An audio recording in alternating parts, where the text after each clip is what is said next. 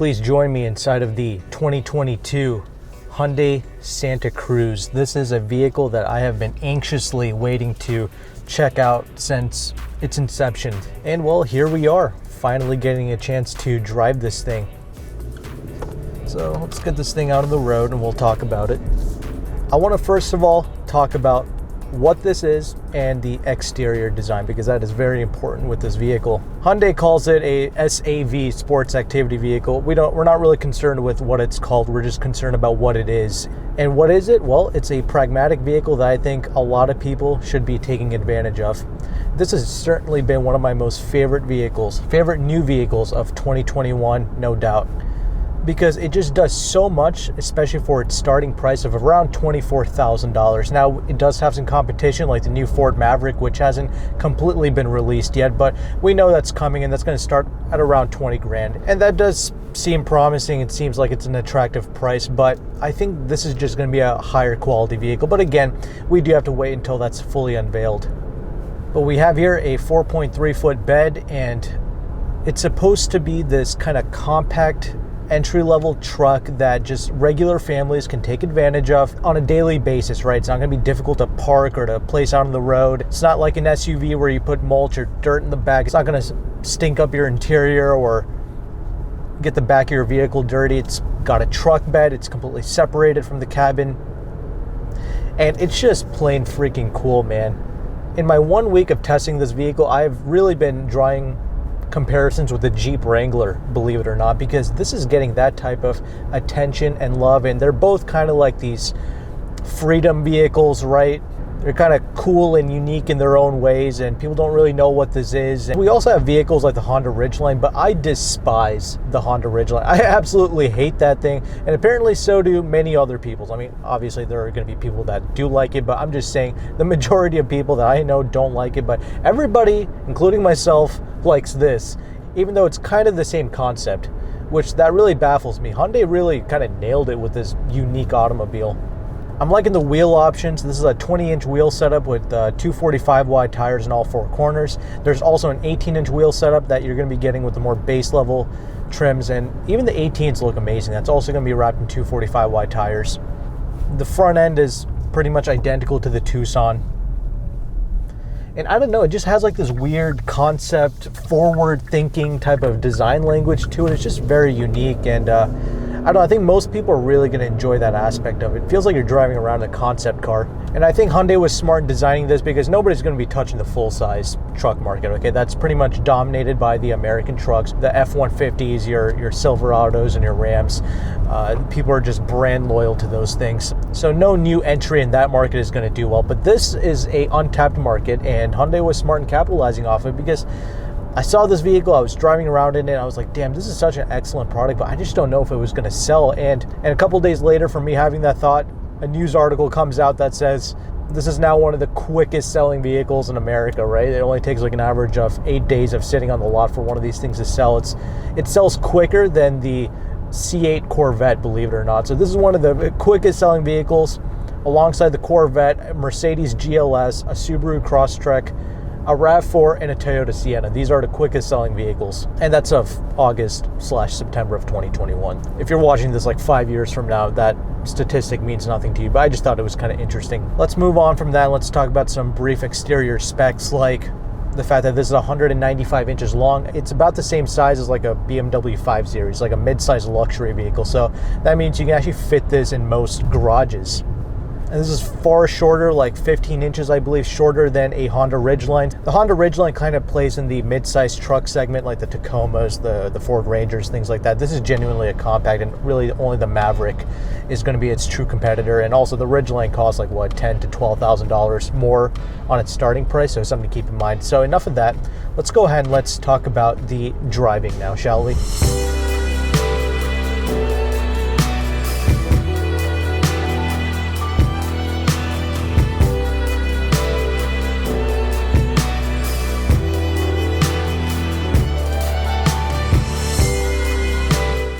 Okay, the driving characteristics of this vehicle, it's been a huge highlight for me because this is so damn quiet and comfortable.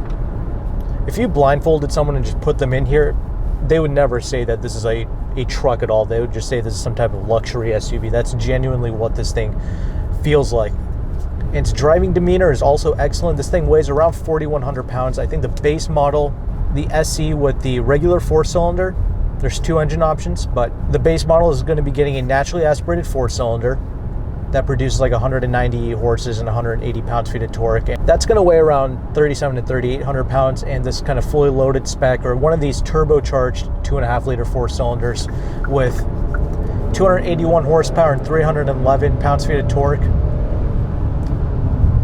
it's going to weigh a couple hundred pounds more. In the past, I've said that you should try and avoid Kia Hyundai's dual clutch as much as possible because, I don't know, it was never really that refined. But this, they've really done a great job ironing out the issues with their dual clutches, okay? Now, granted, there's still some weirdness with it that they can still work out, but for being a everyday dual clutch, they've done a great job with it. There's still like kind of that weird rollback sensation that you get when you kind of initially get off the throttle. They still got that. And when you put it in either the sport mode or the smart mode, this vehicle kind of does some jerky shifts. So I found myself driving in the normal mode the most. That's where you get the smoothest gear shifting. But I don't care and I don't mind, because when you do drive it with the traction and the stability off in the sport mode, this thing has some really crispy shifts, okay? When you kind of shift it over here.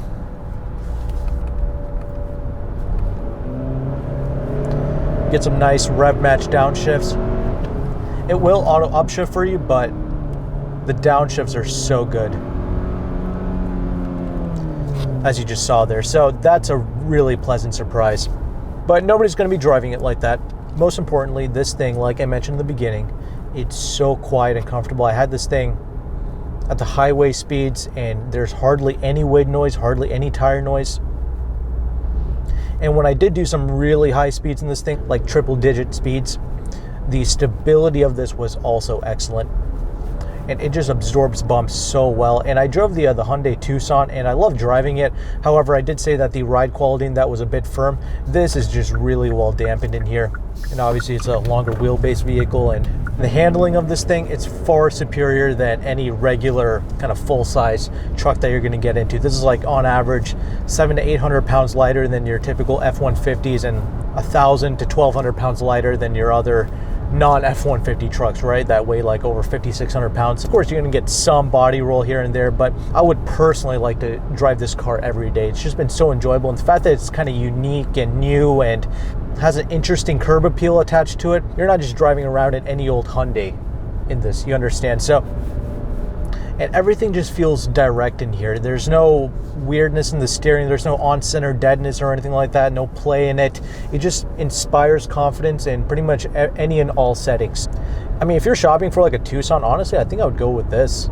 Genuinely. Whether you need the truck bed or not, that's kind of irrelevant to me. This is just a great driving experience at an excellent price. That's what's important to me. It's been one of my most favorite vehicles I've driven this year. And with that established, let's go ahead and let's transition over into the interior segment now.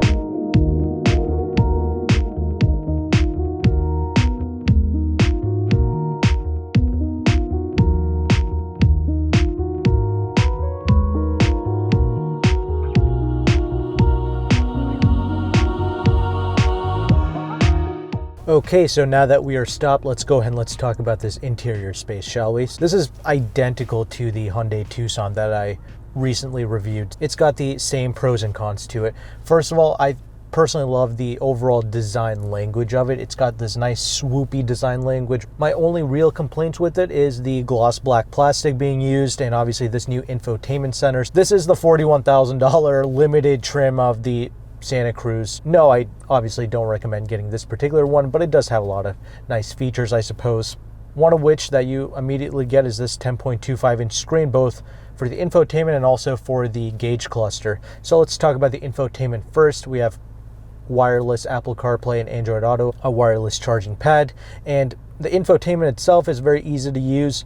The thing I really hate though is the fact that they got rid of the volume knob. That's very dumb, so I'm always having to rely on the steering wheel controls for the track selection as well as the volume controls, because this is all just shrouded in gloss black and it's like these touch capacitive buttons, okay? I love how they give you the separated climate controls, but again, it's not like a real button that you have to press, but that I can kind of overlook. It's mainly the lack of a volume control that I don't like, but otherwise infotainment is easy to use, quick to respond, no problems there. The gauge cluster has a pretty interesting Easter egg going on. There's a new cube mode that you can do. It's kind of weird, but it's there. It's one of those fun little things that Hyundai likes to include, and it's cool. Most importantly, though, the thing with both of these screens is they're high quality, they're crisp, they react well and quick. They're just easy to understand. There's no real learning curve here. And when you put it into the sport mode and everything, the gauges kind of change there. And regarding the fuel economy, this 2.5 liter turbocharged 4-cylinder is rated to get 19 in the city and 27 on the highway. The regular 2.5 liter non-turbocharged 4-cylinder gets 21 in the city and like 26 on the highway. So this heavier all-wheel drive turbocharged 4-cylinder gets 1 mpg better on the highway. That's interesting to me. But anyway, you have heated and cooled seats as well as a heated steering wheel, 360 parking camera, and we also have that feature where when you turn the turn signal on, there's a camera that shows you your blind spot, right? So when you're making a lane change, you can actually see directly what's behind you. So it's a nice little touch. You get all that stuff with the Limited. And there's also an SEL Premium, which will have a lot of these features as well. But we have these leather seats. They're durable, they're strong, and they are very comfortable. The lumbar support is great. You can do many miles in this and not feel fatigued, and that's just the overall demeanor of this car. It's quiet, it's comfortable. And the other thing with the SEL is you can get 18-inch wheels. This thing already rides like butter with the 20-inch wheels. It's going to ride even smoother with the 18s. And there's plenty of space in here, like the center armrest, the glove box, and we have this little cubby space along with the wireless charging. The door pocket space is decent. We have one touch up and down windows only for the front 2 windows here. It's not even double pane glass and it's this quiet, so it's another thing to note. And we do have a regular sunroof in here as well, automatic headlights, all great stuff, as well as steering wheel mounted paddle shifters, which look great and they're genuinely enjoyable to use because this dual clutch transmission is great. Now let's move on to the rear seats, because if you're used to like a crew cab full-size pickup truck, yeah, this is definitely going to disappoint you because there's not a cavernous amount of space back there. But you can certainly put 6 feet tall adults and under back there, no problems. Like I can easily sit behind myself. It's not a plethora of room. It's not like a Maybach in there, but it's usable. And you have your own climate control vents back there. The leather seats are comfortable. You can also kind of lift up those seats in the back, and you have some storage space. And on the passenger side rear seats, when you lift that up, you also have your spare tire changing equipment, right, which you can also remove out of there and also use for extra storage, but you know, just keep it there. It's just easier. You can be massive in the front and be able to fit in here, but yeah, in the rear it's going to be constricted a little bit. However, the headroom in the rear is going to be great because, you know, it's kind of a pickup truck, if you will.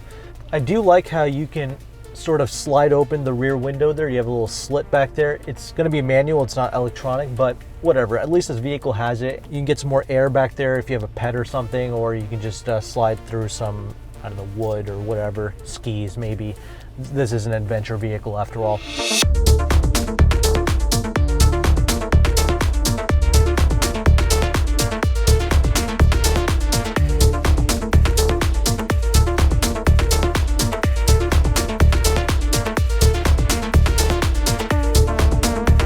Now, the bed is interesting. So Hyundai claims that this is a 4.3 foot bed. That's the official size rating from Hyundai. The Ford Maverick is like a 4.5 foot bed, and you can actually fit a proper ATV apparently in the back of a Maverick, but you can't do that with this Hyundai Santa Cruz. The payload on this is 1,700 pounds. On the Maverick, it's like 1,500 pounds, something like that. So this can theoretically carry more things. And this also tows more than a Maverick. It's actually pretty impressive. With this turbocharged 4-cylinder and all-wheel drive, this can tow up to 5,000 pounds. If you get the regular 4-cylinder with front-wheel drive, you can tow 3,500 pounds, which is still pretty decent for what it is. The Maverick tows like, what, 2,000 pounds or up to 4,000 pounds. But I don't know, with a vehicle in this category, if you're actually going to be towing, I think most people are going to go with like a full-size truck. But anyway, one thing to note back there, we have this amazing tonneau cover system there that's straight from the factory. It's an option. However, to get that tonneau cover in something like the SEL that I mentioned, there's like this $3,000 package that you have to purchase, and they kind of throw that tonneau cover into that package, if you will. And that package includes like the 10.25 inch screen as well as some other things.